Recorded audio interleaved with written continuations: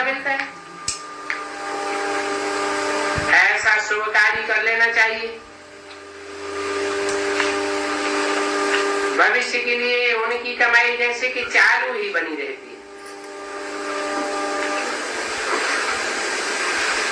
क्योंकि सेंटर स्थापन करने में मदद करते हैं तो फायदा बहुत मिलता है।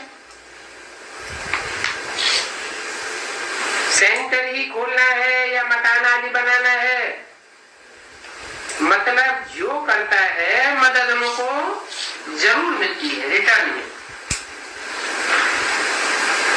जो अच्छी रीति सर्विस करेंगे प्रजा भी बनानी पड़ेगी। सेंटर खोलने का शौक जरूर चाहिए। जो सेंटर खोलते हैं और सर्विस भी करते हैं उनकी तो कमाई होती है ना, सेवा भी करते हैं, प्रजा भी निकालते हैं, संदेश भी देते हैं, और फिर जो ज्ञान की सेवा करते हैं तो उनकी कमाई तो होती रहती है। इनमें भी बहुतों को फायदा मिलता है तो उसका फल मिल जाता है। कोई ऐसे होते हैं कि 3-3, 4-4 सेंटर्स खोलते हैं, तो सबकी दिल में होता है ना कि इन्होंने हमारे कल्याण के लिए सेंटर खोला, तो उनका फल मिल जाता है। क्या फल मिलता है? दुआएं मिल जाती हैं। कितनी बांधेली माताओं को शरण मिल जाती है।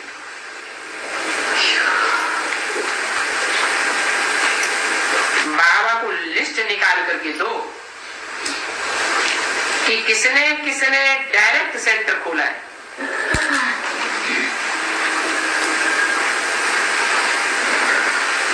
डायरेक्ट सेंटर में और इनडायरेक्ट सेंटर क्या होता है?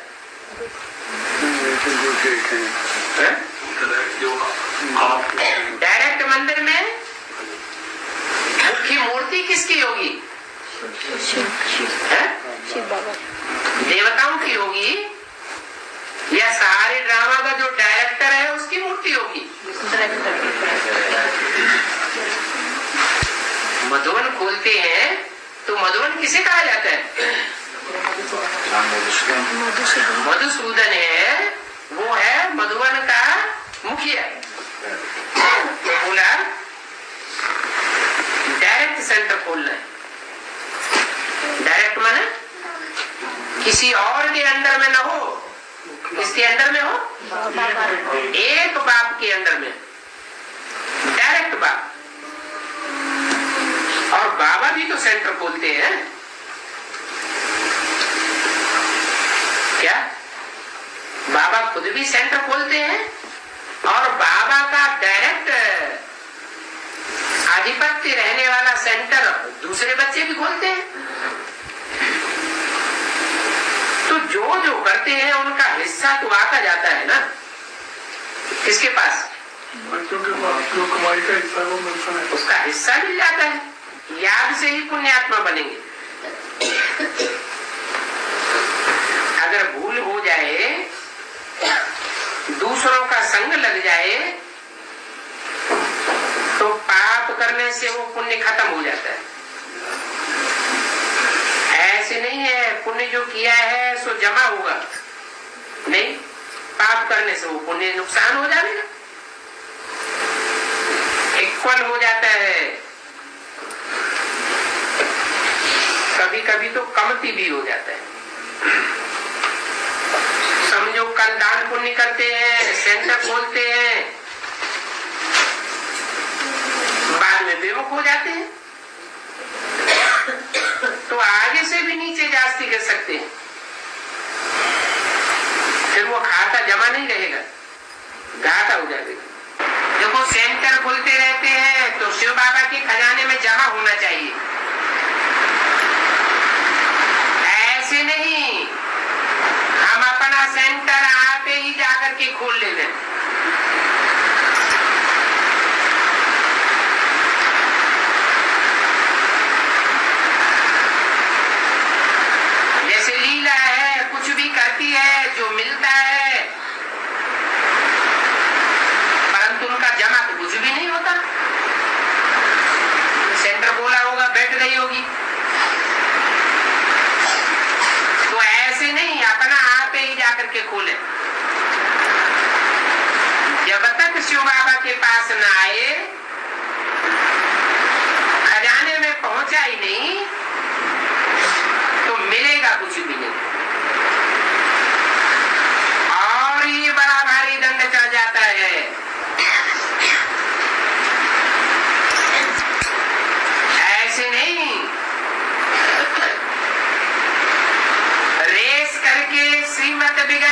गंगा पाठशाला खोल दें,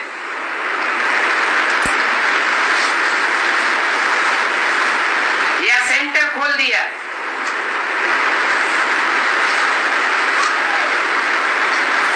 बिगर श्रीमत के करेंगे तो उनको मिलेगा कुछ भी नहीं, कुछ भी नहीं बनता है। क्योंकि शिव बाबा के खजाने से उनका कनेक्शन नहीं है। अगर यहीं से सीख करके फिर जाए बनाते हैं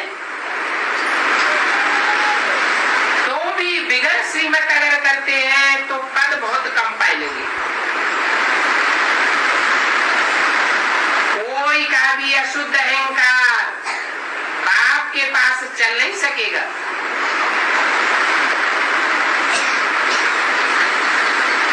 क्योंकि बाप तो समर्थ है ना, बच्चे तो नंबर ला रहे हैं। शिव बाबा के साथ बेढंगा कोई चल नहीं सकता, गिर पड़ेंगे। क्योंकि शिव बाबा एक ही हस्ती है।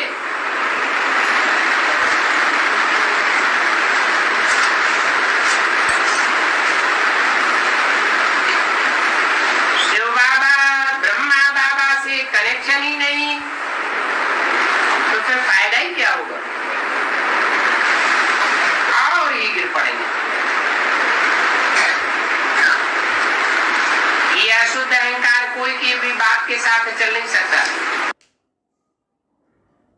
प्रोजेक्ट पर बात ज्यादा से मैंने पूछा कि अगले सीजन में आप आएंगे या जाएंगे, प्रोग्राम हो गए। मैंने पहले दूसरे दिन में बोला कि आप आधे घंटे के लिए भी जरूर आएंगे।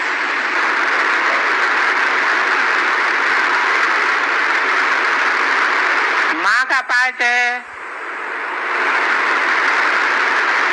तो माँ बच्चों को दुलारती ही रहेगी या धिक्कारेगी। मरते दम तक उनका पार्ट ही ऐसा है। माँ का मोह नहीं खत्म होता है।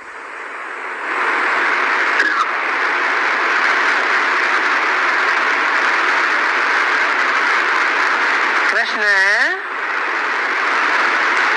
16 कला संपूर्ण बनता है तो मोह रह जाता है या नष्ट हो जाता है। तो जब तक अधूरा चंद्रमा है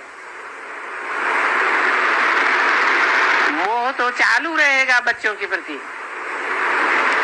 उनसे बच्चों के प्रति हैं, सूर्यवंशी बच्चों के प्रति या चंद्रवंशी बच्चों के प्रति। क्यों है ये पार्शलिटी क्यों? क्योंकि माता खुद चंद्रमा है। माँ अपने बच्चों को सपोर्ट करेगी कि सारे विश्व के बच्चों को सपोर्ट करेगी, तो अंत तक सपोर्ट करेगी। जब तक वो ब्रह्मा उस कृष्ण की आत्मा 16 कला संपूर्ण चंद्रमा नहीं बनती है।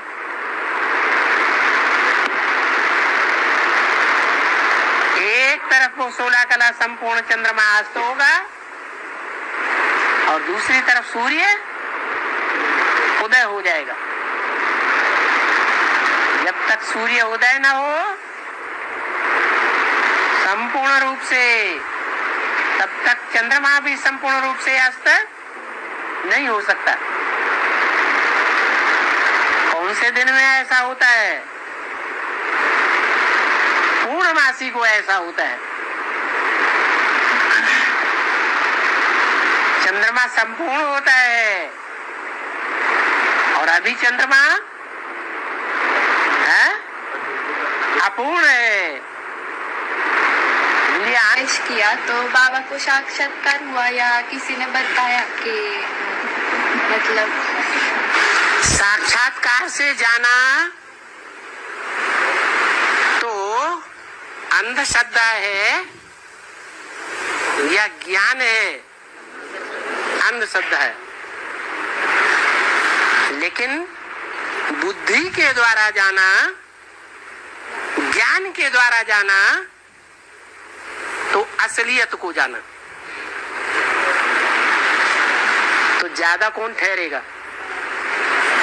साक्षात्कार ज्यादा ठहरेगा या बुद्धि से समझने के बाद ज्यादा स्थायी रहेगा? बुद्धि से समझने के बाद ज्यादा स्थायी रहता है। और बुद्धि से समझने की बात जो है वो धीरे धीरे समझा जाता है, या 1 सेकंड में समझा जाता है? हैं? 1 सेकंड में धीरे धीरे समझ में आती है बात।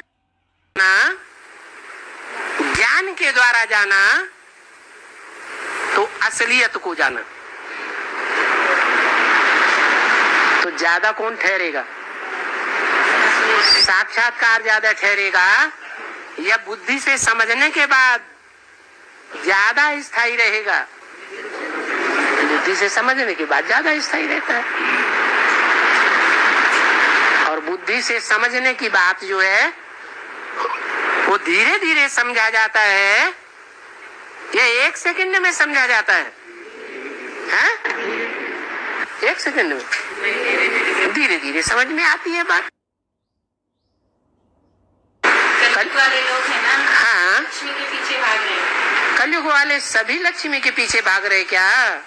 ज्यादा परसेंटेज तो भाग रहे हैं। जो उल्लू है वो लक्ष्मी की सवारी है। और बेसिक वाले भी उनको छुपा रहे हैं। हाँ हाँ, बेसिक वाले में तो सभी हैं और एडवांस वाले आह्वान कर रहे हैं। हाँ हाँ, लक्ष्मी का आवाहन कर रहे हैं, उल्लू का नहीं। हाँ, उल्लू तो उसके पीछे पीछे आएगा उड़ता हुआ। तीनों दुनिया वाले लक्ष्मी के ही पीछे पड़े हैं? तीनों दुनिया वाले तो लक्ष्मी के पीछे पड़े। हाँ, जब तक एडवांस की दुनिया वाले लक्ष्मी के पीछे पड़े हैं, उल्लू के पीछे नहीं, तो सही आवाहन कर रहे हैं। लक्ष्मी को अगर लक्ष्मी के साथ साथ उल्लुओं की भी खुट्टे बरदारी करते हैं, मक्खनबाजी करते हैं अपना धंधा चलाने के लिए, तो सच्चे आवाहन करने वाले नहीं है। ये बाबा ने बताया जो औलिया की चक्री में जो आत्मा, भूत प्रेत आत्मा जो हंसमरी हुई है ना, हाँ, तो उन आत्माओं के उस चक्र से उद्धार करने का क्या उपाय है, क्या विधि है? उनको संग में आने की कोशिश करो। उनको कहो आप हमारी गोद में आओ, हमें अपनी गोद में ले लो। नहीं बाबा, कल एक आत्मा हैं? बाबा के सामने कल एक आत्मा ऐसे अभिनय कर रही थी ना, हाँ, तो वो आत्मा बाबा के सामने आकर के क्या बोल रही थी कि ऐसे सच्ची जगह पर मुझे क्यों लाया? हाँ, क्यों लाए? बाप तो जानता है क्यों लाए। इन पतित आत्माओं का, भूत प्रेत आत्माओं का किसके संग के रंग से उद्धार होगा? तुम बच्चों के द्वारा उद्धार होगा कि नहीं? तो इसलिए लाए। तो वो आत्मा बोल रही थी ऐसी सच्ची जगह पर मुझे क्यों लाया? इसीलिए लाए कि तुम्हारा उद्धार हो जाए। तो वो बोल रही थी कि तुम्हें यहाँ नहीं रहना है, तुम्हें इस ज्ञान में नहीं चलना है, हमारे ज्ञान में चलना है, ऐसे बोल रही थी। उसके कहने से क्या होता है? बाप क्या कहते थे? उसके कहने को तो आपने सुना बड़े ध्यान से, और बाप ने कुछ कहा कि नहीं? तो उस आत्मा को उद्धार करने के लिए क्या है आपने? यही है, वो कहे कि हम पावन नहीं बनेंगे, हमें सदगति नहीं चाहिए, हमें स्वर्ग नहीं चाहिए, और आप कहें कि अब आप इधर आ गए सदगति के स्थान पर, हम आपकी सदगति करके छोड़ेंगे। हम बाप के सहयोग में सहयोगी बने हुए हैं, हम आपको छोड़ नहीं सकते। तो उसके उद्धार के जो विधि है बिल्कुल पक्का हो गया। बाप के संग में है। मेरे सन्मुख आकर के 2 शब्द भी सुना तो स्वर्ग में जरूर आवेगा। हो गया उद्धार। ईश्वरीय सेवा, ईश्वरीय सेवा, हाँ, और ईश्वरीय धंधा में कुछ अंतर है। ईश्वरीय सेवा और ईश्वरीय धंधा। सेवा और धंधा, सेवा और धंधा। ईश्वरीय सेवा माने ईश्वर क्या सेवा चाहता है आपसे? टांग दबाना चाहता है? ईश्वर आपसे रोटी दाल लेने आया है, रसगुल्ला खिलाओगे? हैं? क्या चाहता है? खुद पर शासन करने की विधि सिखाने के लिए। खुद के ऊपर शासन कराना चाहता है। उसके लिए कैसे होगा खुद के ऊपर शासन? हैं? आत्मा की परी से नहीं, दूसरों की सेवा करेंगे, ज्ञान का दान देंगे। ईश्वर ने जो चीज दी है वो चीज दूसरों को देंगे, यही ईश्वरीय सेवा है। और धंधा तो हैं? धंधा यही धंधा है हमारा ब्राह्मणों का। जो बाप का धंधा सो बच्चों का धंधा। बाप को तो स्थूल पेट है ही नहीं, और हम बाप के बच्चे आत्मा। हम भी नहीं समझते हमारे पेट है। अगर पेट है भी तो उसकी पूर्ति के लिए बाप गारंटी करते हैं, जो मेरी रूहानी सेवा में लगे रहेंगे वो कभी भूख नहीं मर सकते। चिंता करने की दरकार है? माना बाप के ऊपर विश्वास है? हाँ? किसको? आपको विश्वास है? आप कोई पेट का धंधा नहीं करते हैं? अरे ऐसा काम करते हैं? अगर विश्वास है बाप के बोले हुए महावाक्य पर कि मेरी ज्ञान की सेवा में लगे रहने वाले बच्चे भूख नहीं मर सकते, तो फिर पेट का धंधा करते हैं। फिर भी माना जिस्मानी सेवाधारी है या नहीं है? अरे मुख से तो बोल दो। है? रूहानी सेवाधारी परसेंटेज में है। मुसलमान लोग, हाँ, ये लोग सुअर से बहुत भागता है बाबा। है? सुअर सुअर से बहुत भागते हैं। सुअर भी नहीं। हाँ। और ये गुरु नानक, एक बात तो पूछ लो। ये सिमिलर है बाबा। हैं? गुरु नानक जो अरे एक बात पूछ लो, पहले मुसलमानों की बात तो क्लियर कर लो। एक ही बात में आता है। और एक ही बात नहीं है, ये अलग अलग बातें हैं। और ये सुअर को एक पीस भी प्रसाद के रूप में खा जाते हैं। हैं? एक पीस सुअर प्रसाद टुकड़े को भी गुरु नानक सुअर के एक एक टुकड़े को भी प्रसाद प्रसाद के रूप में खा जाते हैं। ये क्या अंतर? प्रसाद भगवान का माना जाता है या दुश्मन का माना जाता है? भगवान का। तो सिखों में जो सूकरा अवतार है वो भगवान का अवतार है या दुश्मन का अवतार है? भगवान का अवतार है। जो भगवान का अवतार है, सूकरे को जिसका रूप दिया गया है, ये तो कवियों की अलंकारिक भाषा है। बाकी कोई सुअर के रूप में जन्म नहीं लिया। मनुष्य सुअर जैसे पार्ट बजा सकता है, तो वो पार्टधारी भगवान ने सुअर का भी पार्ट बजाया।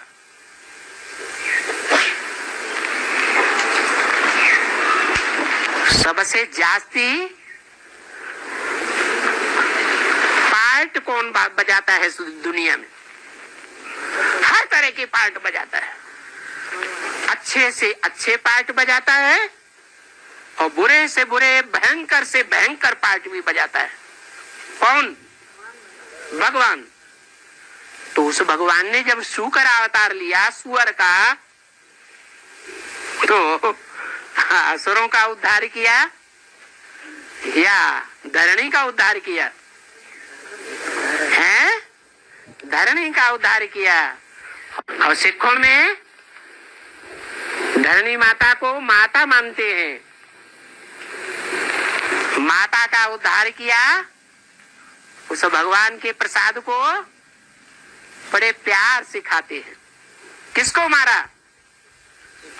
राक्षस को मारा या देवताओं को मारा?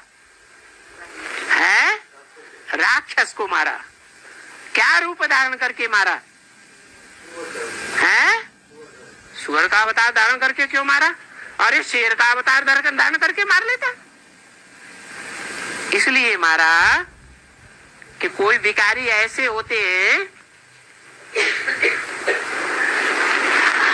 कि विकार भोगते भोगते निस्तेज हो जाते हैं, होते हैं ना, निस्तेज हो जाते हैं, ढलक जाते हैं, फिर भी मारी हवस के कीचड़ में घंटों लौटते रहते हैं, दवाई खा खा के लौटते रहते हैं, इंजेक्शन लगा लगा के लौटते रहते हैं।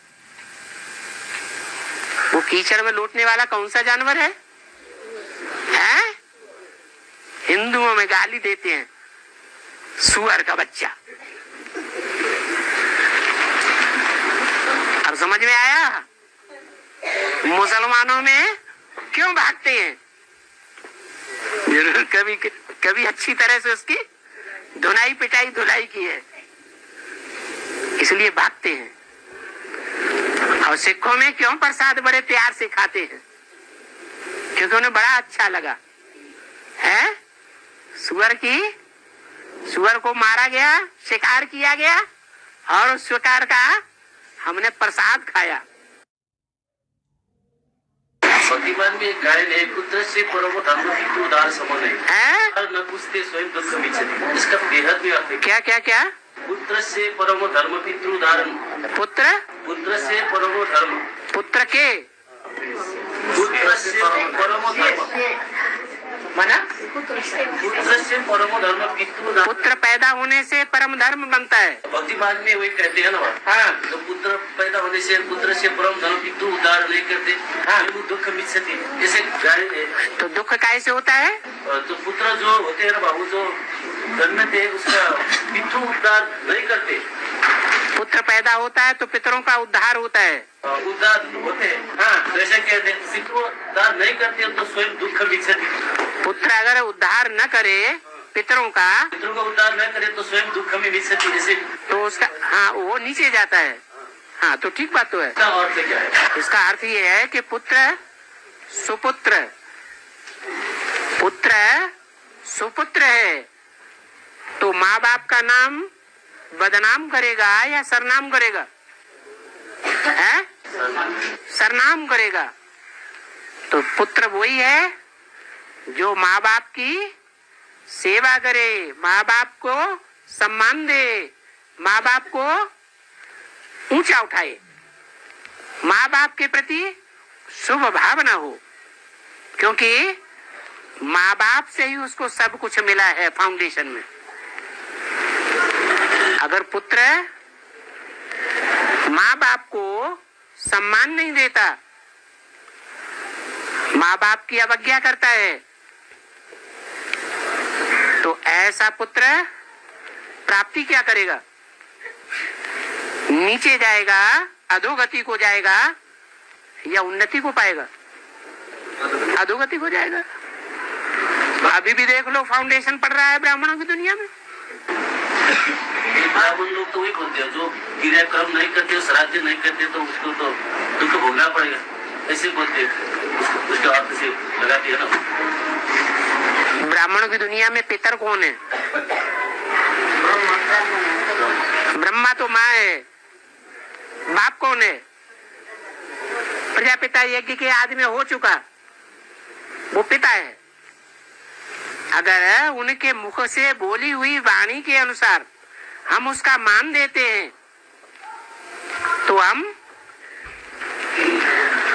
पितरों का सम्मान करते हैं या अपमान करते हैं? पितर खुश होंगे या दुखी होंगे? तो वो बच्चा पुत्र सुपुत्र है। और जो बच्चे मुख से निकली हुई वाणी को मान नहीं देते, मुख से निकली हुई वाणी का अपमान कर देते हैं और ये उल्टे रास्ते पर चलते हैं, वो कुपुत्र हो गए। हाँ, किसके ऊपर लागू? जो सुनते हैं बैठ करके, लोग समझते हैं ये तो बड़ा समझदार है, अच्छे से समझ रहा है। दूसरों को कह करके सुनाते हैं, माने कथनती। लोग समझते हैं बड़ा विद्वान है, अच्छा ज्ञान सुनाता है। फिर सुनते और सुनाते अचानक गायब हो जाता है।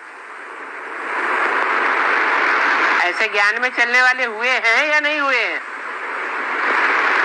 उन्हीं के लिए बाबा ने बोला सुनंती कथंती और बागंती। माया की ग्रहाचारी लग जाती है, राहु की दशा पकड़ लेती है। ये भक्ति मार्ग में मनुष्य गुरु अपने फॉलोअर्सों को अपने पैर में झुकाते हैं। हाँ, पाँव में। हाँ, इसको क्या इसका अर्थ ये है कि पाँव जो है उससे पहुंचा जाता है। पाँव से क्या करते हैं? चलते हैं और चल करके पहुंचते हैं। ये बुद्धि भी एक प्रकार का पाँव है, ये बेहद का पाँव है। इस बुद्धि रूपी पाँव से पहुंच करके हम परमधाम में पहुंचेंगे या नहीं? तो ये बुद्धि भी पाँव है। ये बुद्धि रूपी पाँव को जो शिष्य हैं वो भगवान के पाँव में झुका दें, माने इस मति को अर्पण कर दें, इस बुद्धि को भगवान की बुद्धि में बुद्धि रूपी पाँव के ऊपर न्यौछावर कर दें। वह है पाँव पड़ना, यानी बड़े से बड़ा गुरु है भगवान, और उस भगवान रूपी गुरु के सामने हम सब जितने आत्मा रूपी शिष्य हैं वो अपनी बुद्धि को झुकाए। उसकी परंपरा ये चल पड़ी है गुरुओं में। मनुष्य गुरुओं ने भगवान को फॉलो कर लिया, क्योंकि मनुष्य गुरु मनुष्य समझते हैं शिवो हम, हमारी आत्मा सो परमात्मा, हम भी गुरु हैं, हमारे चरणों में झुको। लेकिन ये तो गलत है ना। सूर्य होता है जी, और सूर्य को सभी नारायण बोलते हैं, भगवान बोलते हैं। सूर्य नारायण। हाँ, चंद्रमा को कोई नहीं बोलते, नारायण तो नहीं बोलते। हाँ, क्योंकि वो तो टाइटल, उसको टाइटल मिला है, वो ओरिजिनल नहीं है। ओरिजिनल नारायण नहीं है। जो चंद्रमा है वो ओरिजिनल नारायण नहीं है। ओरिजिनल जो है वो सूर्य ही नारायण है, क्योंकि सूर्य परमपिता शिव है और वो जिसमें प्रवेश करता है उसमें आकर के नारायण के रूप में संसार में विख्यात।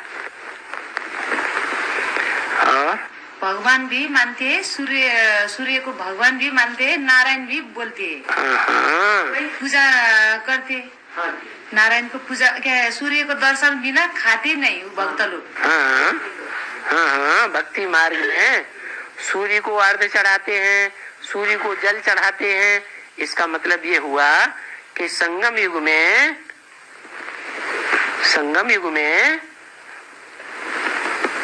जो सूर्य के रूप में पार्ट बजाने वाली आत्मा है, ज्ञान सूर्य है, जिसको कोई ज्ञान की रोशनी नहीं देता साकार में,